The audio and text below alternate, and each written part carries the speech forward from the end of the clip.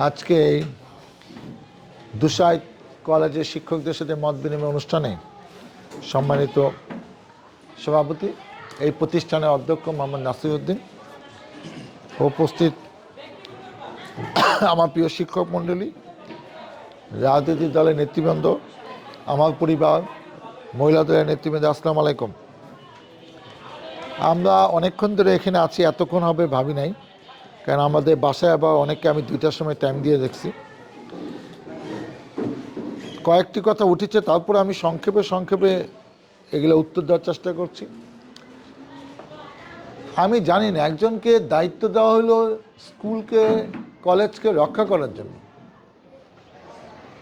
Officially managing committee কিংবা governing বডির সভাপতি হলো সেই ব্যক্তি যার উপর প্রতিষ্ঠান নিরাপদ থাকে, প্রতিষ্ঠানের ক্ষতি হলে রক্ষা করবে। আওয়ামী লীগের সময় বহু জায়গায় এই সভাপতিরা এই স্কুলের কেলেঙ্কারির সাথে স্কুলের ফান্ড খালি করছে এবং জমিগুলা চালাকি করে জাল করে বিক্রি করে দিছে। এবং সাভারের 2-3টা প্রতিষ্ঠানের মধ্যে দুসাইদ 1 নাম্বার তারা এগুলা করেছে। আমি আবারও বলছি, এখনও 2-4টা আমি যা জানি যেগুলা নির্বাচনের জন্য আমি কিছু করছি না। ইলেকশনের পরের দিন খালি অর্ডার দিব পোলাপান্ডে গিয়া তোর এটা নিয়ে নে, আর কোনো কথা শুনবো। তারপর এটা নিয়ে কে ফোন দেয় কী করে সেটা আমরা পরে দেখব। এই মসজিদ, মাদ্রাসা, স্কুল, কলেজের জমি কেউ নিতে পারবে না, সে যত বড় প্রভাবশালী হোক।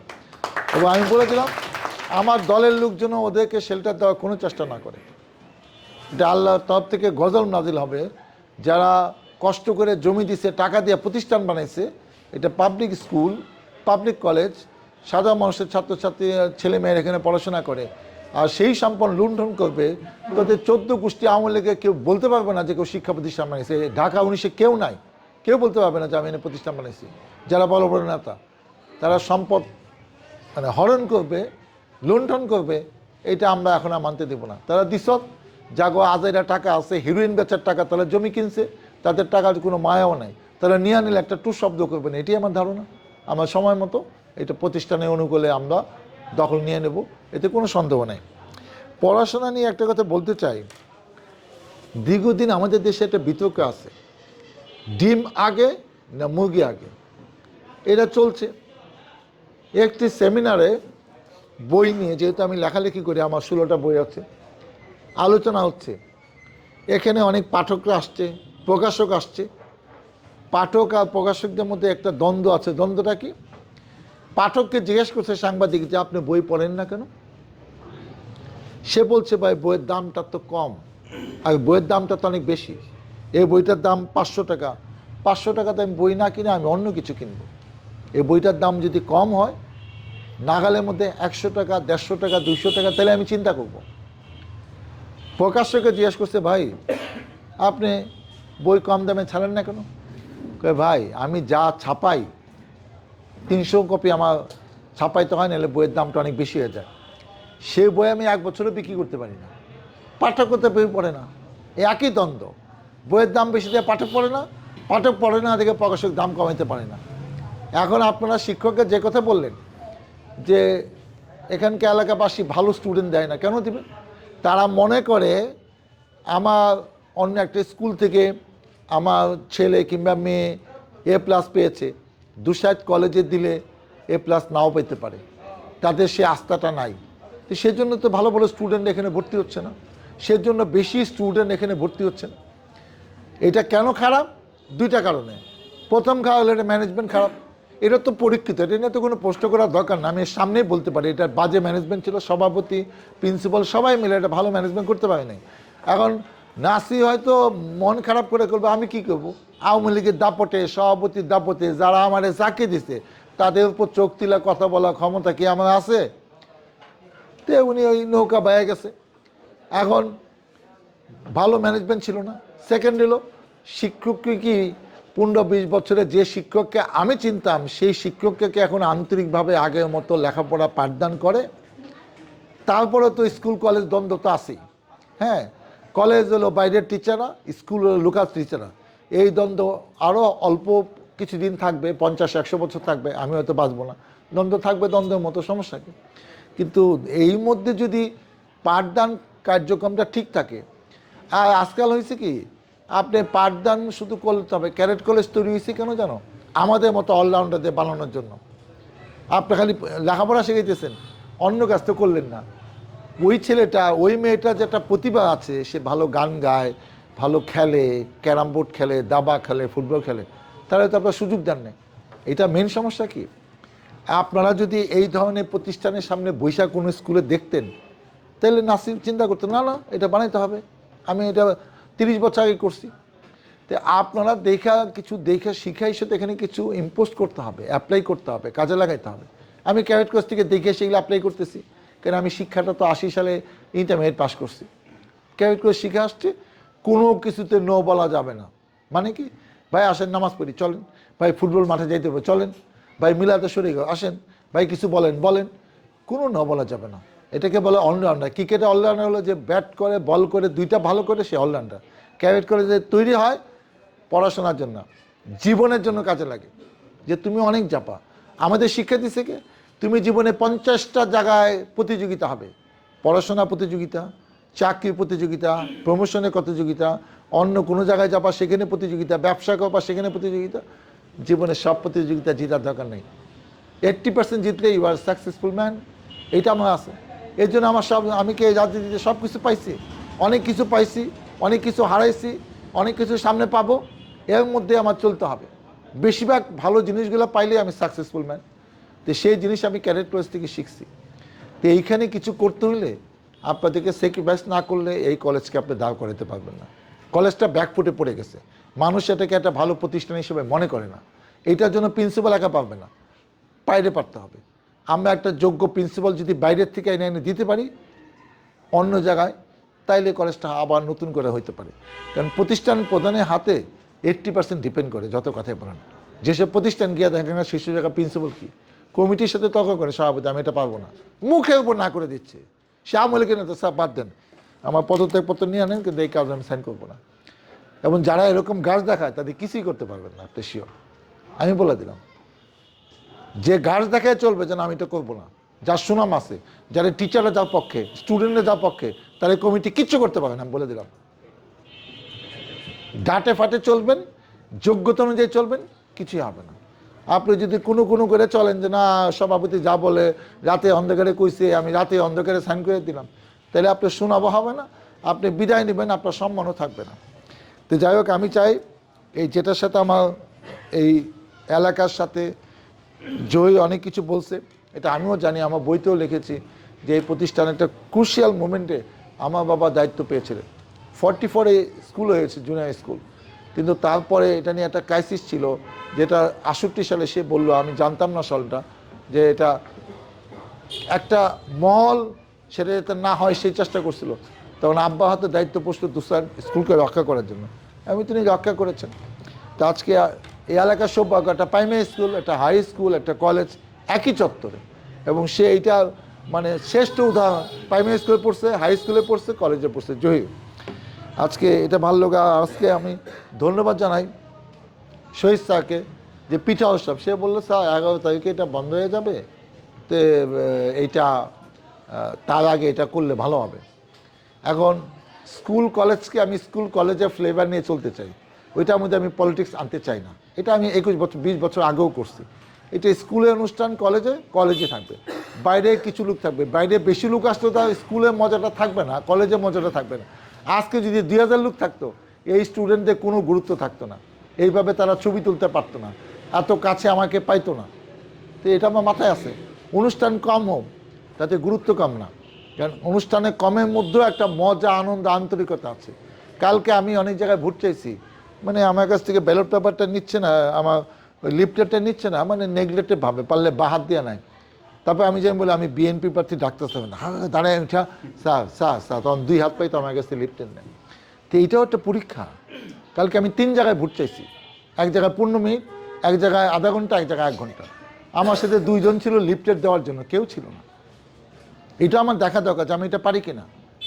মানুষ নতুন কিছু শিখাইতে হবে। আমি 100 জন লোকে ভোট যাবো, একটা দোকানে ব্যবসা, সোনার দোকানে, এই যে আমি সিটি মার্কেটে ব্যবসা গিয়া দেখি 4 জন সেলসম্যান, 14 জন কি 10 জন, আমি ওই দোকানে ঢুকিই নেই। আমার সব সব বুট দরকার নাই। আমি গেলে সে বিরক্ত হবে, বিরক্তে অসন্তুষ্ট হইতে পারে। জামাত তো এই কথাগুলো বলবে যে দেখছেন না এসে সে 5 মিনিট আপনার সাথে গল্পগুলো আপনার ব্যবসা ক্ষতি করে নেয়। তা আমার জামাতের কাছ থেকেও অনেক কিছু শিখি যে ওরা কিভাবে কোন কথাটাকে কোনভাবে মিস ইউজ করে, সেটা আমরা খুবই কেয়ারফুল। আমরা এইভাবে করছি যে না, ভোট চাইতে হবে, ভোট চায়া বুঝাইতে হবে যে না আমি মিটিংয়ে ভোট চাচ্ছি, আপনার বাসায় আমার মহিলা টিম কাজ করতেছে, আমি এসে আপনার কাছে দোকানে ভোট চাই গেলাম। আপনি চিন্তা করেন, বিবেচনা করেন, যোগ্য লোককে ভোট দিন। এবং আমরা আগে কাজ করেছি, আমরা কেমন কাজ করেছি, আমাদের বডি ল্যাঙ্গুয়েজ করি, আমরা যেটা প্রতিশ্রুতি দিই সেটা বাস্তবায়ন করি কিনা, আমি মানুষকে সম্মান করি কিনা, আপনি আমার বাসায় গেলে একটা হুজুর একটা শিক্ষক আমি কেমন গুরুত্ব দিই, এটা দেখেই তো আপনি ভোটটা দেবেন। অসুবিধা নেই, চিন্তা করেন, ভোট তো সময় আছে। তো আমরা সেই জিনিসগুলা স্কুলের মতো থাকবে। আজকে আমি যেটা বলতে চাই, সেই কারণে তাড়াহুড়া হয়েছে, লোক বেশি হয়নি, তাতে আমাদের গুরুত্ব কমে গেছে তা না। দুসাইড কলেজে বিগত দিনে অনেক কিছু হয়নি। আমি এবার নতুন করে পিকনিকে নবীনবরণের উদ্যোগ নিয়ে বললাম যে করেন, এবং নবীনবরণে নতুন কিছু থাকবো। কোনো নবীনবরণের জীবনে তোমরা কেউ শুনছো? ওই দিন কুইজ কম্পিটিশন এসে আমি ডাক্তার সালাউদ্দিন সেই কুইজ কম্পিটিশন প্রতিযোগিতা মানে মেইন কাজ করছি। আমি এক একজনকে প্রশ্ন করছি, এক একজন উত্তর দিচ্ছে, এক একটা প্রশ্নের জন্য এক একটা পুরস্কার। সেই পুরস্কারের দাম 200 থেকে 300 টাকা, 500 টাকা। এটা এই কলেজের জীবনে দেখেনি। ফার্স্ট ইয়ার তাদেরকে আমরা পুরস্কার দিছি। তারপরে আমরা পিকনিক করছি, সেখানেও কিছু নতুনত্ব ছিল। এই পিকনিক আহত হইতো কিনা, এই যে জহিলকে বললাম মজা করে যে আচ্ছা ইলেকশনের পরের দিন থেকে 4-5টা প্রোগ্রাম তুমি লিখে রাখো, আমরা বাইচা থাকলে হবে, সমস্যা কিছু নাই। তারপর আমরা এর আগে একবার বাথরুম বলে কিছুটা সংস্কার করছি, তোমরা এই দুঃসাহিত্য অনেকে কিছু জানে না। এইবার আমরা ধরলাম গেট নিয়ে অনেক ক্যাচা ছিল, এই জহিরটা তো আবার অন্যদিকে টাকা টুকা গেছে গা, কিন্তু আবার একটা টাকা সে ঠিকই আটকে রাখছিল, 40 লাখ টাকা। হ্যাঁ, তো সেই টাকাগুলো যে টাকা কলেজের সেই টাকার থেকে কিছু টাকা নিয়ে যে গেটে কাজ হচ্ছে। একটা গেট হলো সৌন্দর্য, গেট হলো নিরাপত্তা, গেট হলো আমাদের একটা মর্যাদা। তো সেইটা দুঃসাদ কলেজে নাই, ঠং ঠং একটা কলেজ দাঁড়িয়ে আছে, তো সেই গেট হচ্ছে। এটা 10 লাখ না 15 লাখ সমস্যা নাই, যা লাগে তাই খরচ করা হবে, সেইভাবে পরিকল্পনা করা হচ্ছে, কমিটি করা দেওয়া হয়েছে। স্লোলি হচ্ছে, কারণ দুঃসাদ কলেজে বৈশিষ্ট্য হলে সব স্লোলি। এই যে কতগুলো স্টাফ আছে আমি জানি না আল্লাহ এদের কেমনে আনছে, চেয়ার নিয়ে ওখানে চেয়ারে দাঁড়িয়ে থাকে, নড়াচড়া করে না, মনে হয় তার পায়ে ব্যথা, হাঁটুতে ব্যথা, হাটে ব্যথা, চোখে দেখতে পারে না। তো এরকম সব স্টাফ দিয়ে আমি কী করবো আমি জানি না। আমি রাগ করে উঠে গেলাম, চেয়ারগুলো কোথায় বিছাইতে পারে না, মানে হাত পা কিছুই চলে না। এটা চলতেছে, চলুক, এখন তো অনেক কথা বললে কষ্ট পাবে। আর শিক্ষকদের মান মর্যাদা বাড়াতে আরও কিছু কৌশল আছে, এটা আমি বললে আবার তারা আমার প্রতি অসন্তুষ্ট হয়ে ভোটের ক্ষতি হোক ইলেকশন আগে, নিশ্চয়ই আমি চাবো না। সেই কথাই আমি আজকে না বললাম। আজকে যেটার জন্য আসছি, এই যে প্রদীপ মানে যোগ্যতা যোগ্য মানে সহযোগী, হ্যাঁ, তো বদিকে বললাম এটাকে ভাই আপনি খালি কী করতে হবে বলেন তো এটা। তো আমার ওই ইংল্যান্ডের রানী গল্প মনে পড়লো যে ইংল্যান্ডের রানী সরকার থেকে অ্যালোকেটেড করা, যে আপনাকে প্রতি মাসে মাসে আপনার নিজের খরচের জন্য একটা টাকা সংসদ থেকে বরাদ্দ হয়, আর অন্য কিছু উনি ওই সেই টাকা টোকা চোখেও দেখতে পারবে না, এটা সরকার ডিল করবে। উনি বলবে আমি প্লেন কিনবো, ঠিক আছে কোন প্লেন কিনে বলতে বলো, প্লেনটা ওনার আসলে চলে আসবে। উনি এটা বাড়ি কিনবে, ওইটা কিনবে, সব এটা। এবং তোমরা জানো না ইংল্যান্ডে সরকার বাদ দেওয়া, ইংল্যান্ডে রাজা রানী আলাদা অ্যাসেট আছে, যেটা থেকে ধরো মাসে ইনকাম 10 কোটি 20 কোটি, আলাদা ইনকাম, তুমি জানো না। এটা ওই এত বছর ধরে 500 বছর 1000 বছর ধরে ইনকাম হচ্ছে। ওই পুকুর, ওই মার্কেট, এগুলো অনেক আগের থেকে ডিফাইন করে, এটা গভর্নমেন্ট স্পর্শ করে না। এবং শুনলে অবাক হবে, একসময় তো সারা বিশ্বের সব কিছু মানে ইংল্যান্ডের ছিল।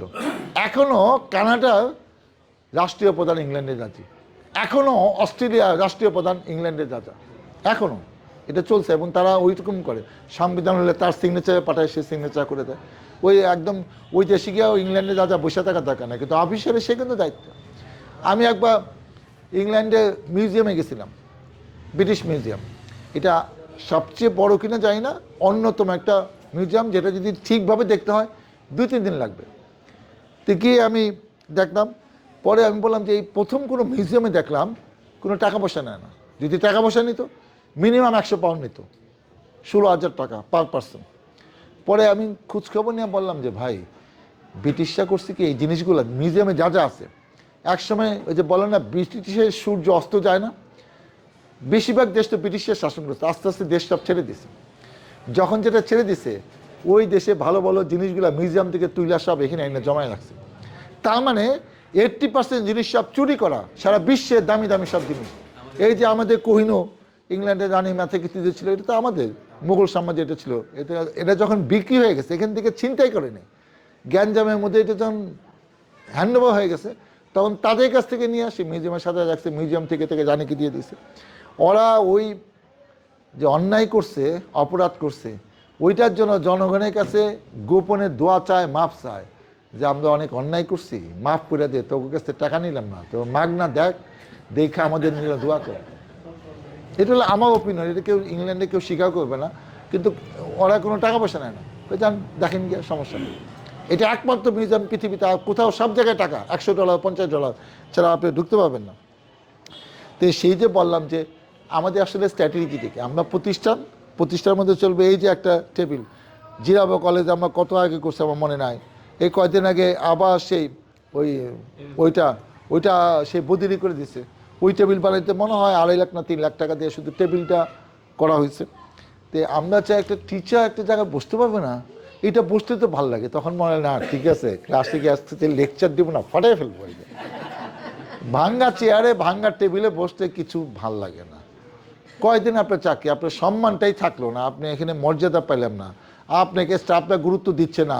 জয়ী মনে করে কলেজ কি ওরা মুঠে বেশি জানে নাকি? মানে এক একজন এক একভাবে দেখলে তো হবে না, যার যার সম্মান গুরুত্ব সেইভাবে তো থাকতে হবে। তো সেই জন্য এই যে টাইলস দিয়ে এটা দিয়ে, এবং আরও অবাক হইলাম এখানে সব পাশাপাশি নাম নেওয়া আছে, একজনের ডয় একজনের নিতে পারবে না। কিন্তু আমি ম্যাডামদের দিতে বলি টাকা টুকা রাখেন না, কিন্তু এটা কিন্তু ভাঙতে বেশি রাখবে না, খাওয়া বলি। ভুলে যদি কন যে আমি এতগুলো টাকা 50,000 টাকা ব্যাংকে তুলছি এনে ডয়ে রাখি, সকালে এসে দেবেন টাকাটা নেয় সব আছে, বুঝছেন? আপনি টাকাটা ঢুকানোর সময় দেখবো যে টাকাটা আপনি ঢুকাইতেছেন, ওই কাজ করেন না।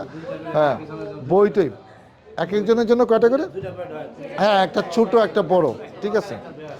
আমার জন্য রাখলে আমি কিছু ফাইলপত্র বইটই রাখতে পারতাম, তা তো এখন আমি বুঝি। হ্যাঁ, তো যাই হোক, আমি আর কিছু বলতে চাই না। আমরা চাই যে কথা বলছে, আমার একটা বই আমার জেল আমার ঘর, এটা প্রথম বই, জেলখানায় গিয়ে 12 সালে জেলে গিয়ে লিখছি।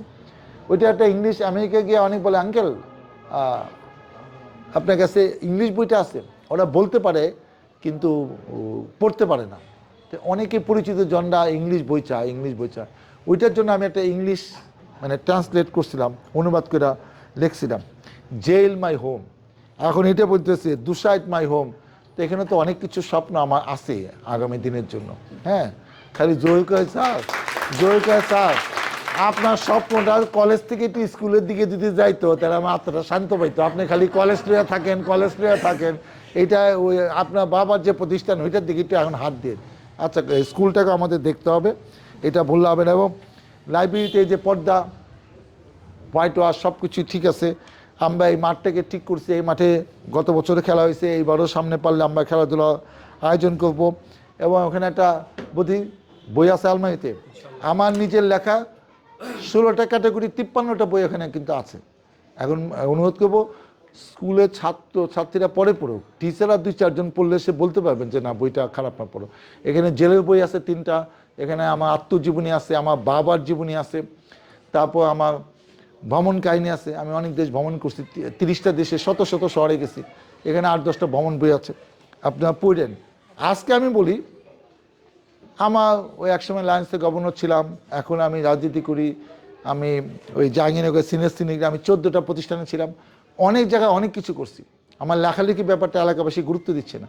আমি যেদিন থাকবো না তখন নতুন করে হবে, যাতে ওনার বইগুলো কিন্তু খারাপ না, এটা নিয়ে নতুন করে গবেষণা, মানে এমন কিছু তথ্য আছে যেটা সাভারে কেউ কোনো দিন লেখে নেই। এবং আমার সব কিছু সাভারকে নিয়ে লেখা, আমার আত্মজীবনী অংশ, যা যা আমার স্মৃতি, কেন আমি তো এক একটা জায়গায় এক একভাবে কাজ করছি, এগুলো অনেক কিছু লেখা আছে, লেখা সময় পাই না। কেন এই বিএনপির মতো একটা বড় দলের নেতা হয়ে লিখবো কখন? এদের ভালোবাসায়, এদের জ্বালায় আমি এদেরকে নিয়ে ব্যস্ত আছি, অন্য কিছু করার তো সময় পাচ্ছি না। তা আমি সবার কাছে দোয়া চাই, সামনে নির্বাচন, সবাই একটু মনোযোগ দিয়ে কাছে না। একটা জিনিস আমিগুলো বাজারে মার্কেটে যেসবগুলো আছে, আমি ছেলেদেরকে অনুরোধ করব, মহিলাদের কাজ করছে, আপনারা তোমরা এগুলা লিফটেডগুলো 2-3 দিনের মধ্যে দিয়ে দাও। হয় কি আমরা যেখানে যাচ্ছি না সেখানে কিন্তু অন্য প্রতিপক্ষ দল গিয়া তাদেরকে বুঝিয়ে টুঝে অন্য কিছু বলার চেষ্টা করতেছে। ভোট চাইতে হবে, বারবার চাইতে হবে। একবার চেয়ে বসে থাকবেন ও ভুলে যাবে গা। এবার ইলেকশন অনেক কঠিন নির্বাচন, আপনারা বুঝতেছেন না।